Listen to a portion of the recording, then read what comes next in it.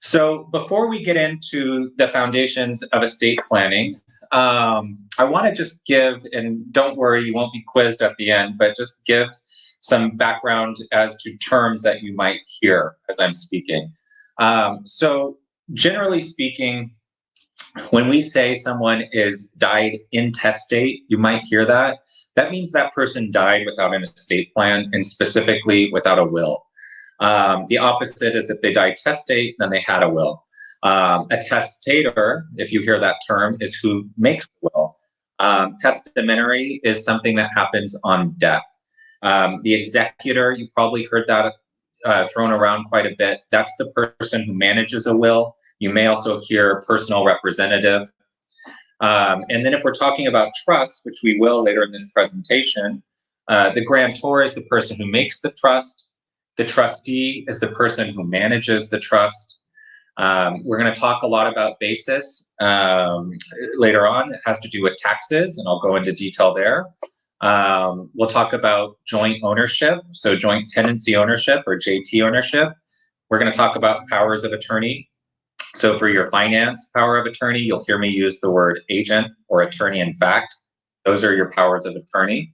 And for your healthcare directive, you'll also hear me refer to them as your agent or your healthcare agent. So that's just some background on some helpful terms as we move through. I set my timer here so I keep track of my time.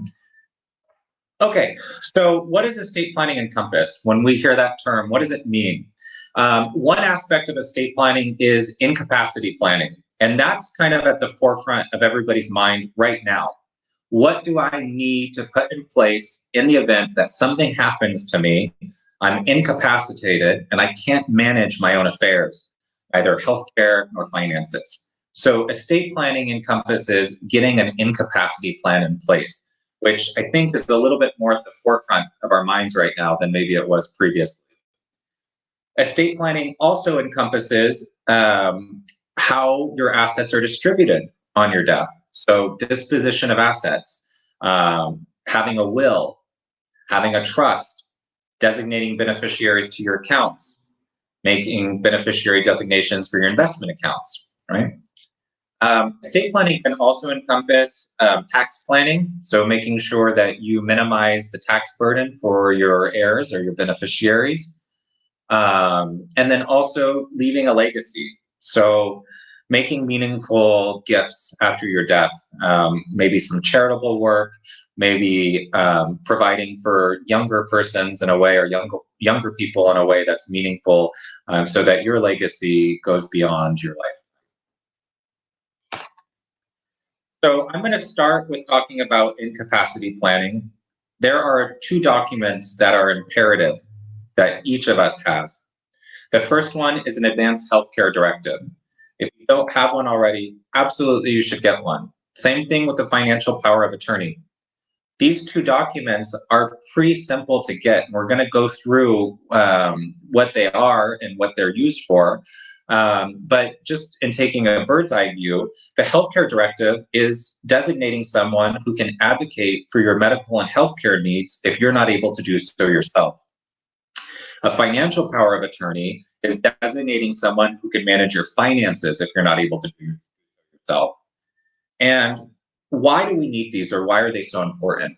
Well, one aspect is that if you don't have these two documents, even if you're married, it could be that for what your family or your loved one or your spouse or whoever it is needs to accomplish, they would have to go down to court and get a conservatorship. Okay, so that right there is something we want to avoid. In general, as you'll see as we move through this presentation, in California, much of the planning that we are doing is in an effort to avoid the court's involvement. And that's typically because the court is very expensive here.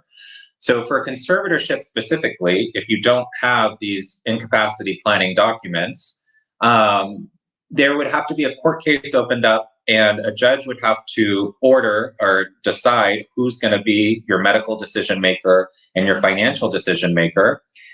There could be many people who apply for the role and who qualify for it, so competing conservators.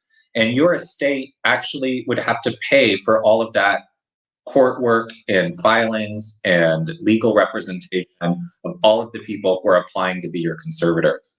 In addition to that, your estate would continue to pay for the court's ongoing supervision. So it's a really tragic situation. We see it all too much, where people, family members fight over who should be the one to help or who's an adequate person for these positions. And money is drained away in court fees when it truly should be used for the person who is incapacitated's needs.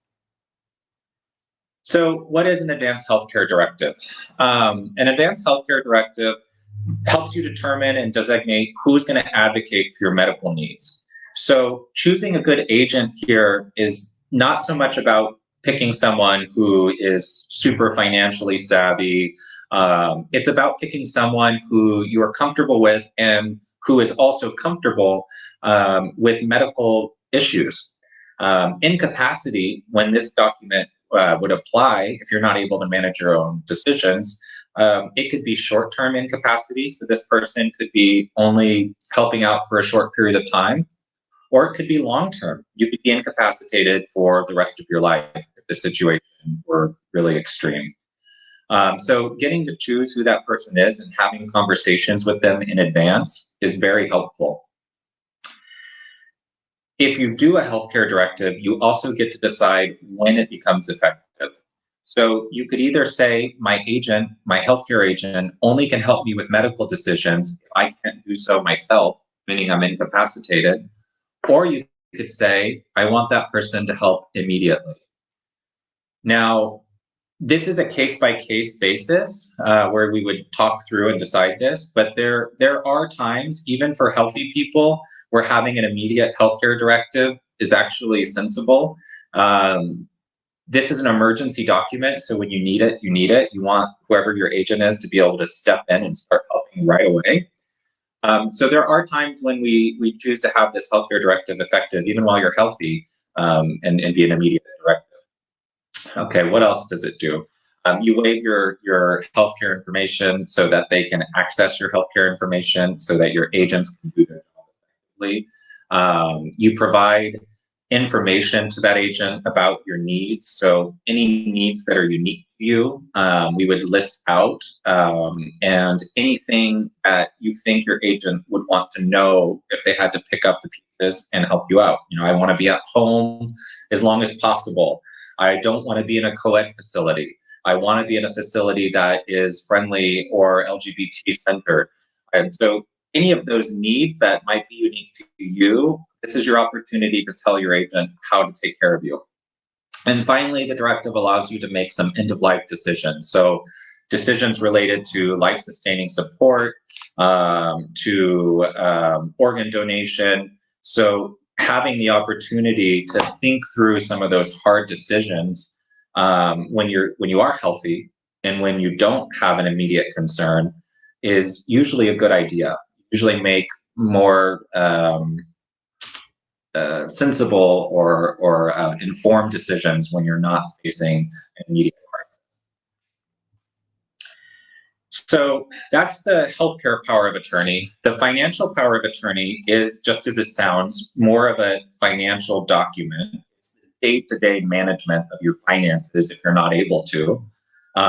It would be everything from just making sure your mortgage or your rent is paid to helping manage a business if you have a sole proprietorship or you have a business in place and you don't have business documents that would otherwise designate someone to act. So a financial power of attorney lets you be, make an informed decision on who would step up to manage your finances if you couldn't. If you're married, your spouse is usually it's going to be that person. But the idea there is, what if something happens to both of you? You know, who steps up? And having an attorney look this over is helpful for a number of reasons, or an attorney drafted power of attorney is helpful. One of them is having a power of attorney avoids a few traps. One of them is avoiding joint tenancy ownership. So there are people, usually it happens to people more advanced in age, where as we get older, we all need a little bit more help. That's normal. But what happens is older people think, okay, I need some help let me add one of my three children, the one who lives closest, let me add them to my bank account so that they can access my money and help me out. That's an issue. So the issue there is if that person adds their eldest child or the closest child to their checking account and their savings account, if that person passes away, that child becomes the owner of the entire balance of the account. And that a lot of times is contrary to what the individual is looking to accomplish. Usually they just want help. They're not trying to gift one of their children over the others the entire balance of any particular asset.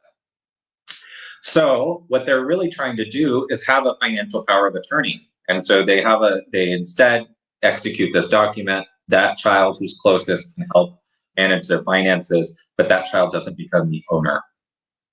Another pitfall that having an attorney drafted power of attorney can avoid is making sure that you don't grant your agent any powers that aren't really necessary to take care of you. So there really is no need for your agent, your oldest child, if you have one, or your best friend, whoever it is. There's no need for them to be able to change who the beneficiaries are of your estate. There's no need for them to change who the beneficiaries are to your accounts, right? So that power of attorney for finance should not include those powers, right? You don't need the agent necessarily to make those types of changes. And sometimes you do. So again, this is a case-by-case basis, but that is a common pitfall that I see after the fact when I am litigating this stuff, unfortunately, because somebody allowed their child to be the power of attorney, gave them too many powers, and that child made changes that the other children disagree with. So that is... Okay, so that's all I'm going to talk about right now in terms of the powers of attorney. As I mentioned, everyone should have those documents. They are fairly simple to get put in place. And especially now, it's more important than ever to make sure that you have an incapacity plan so that if something happens to you, everything that you're doing, the people you take care of, that care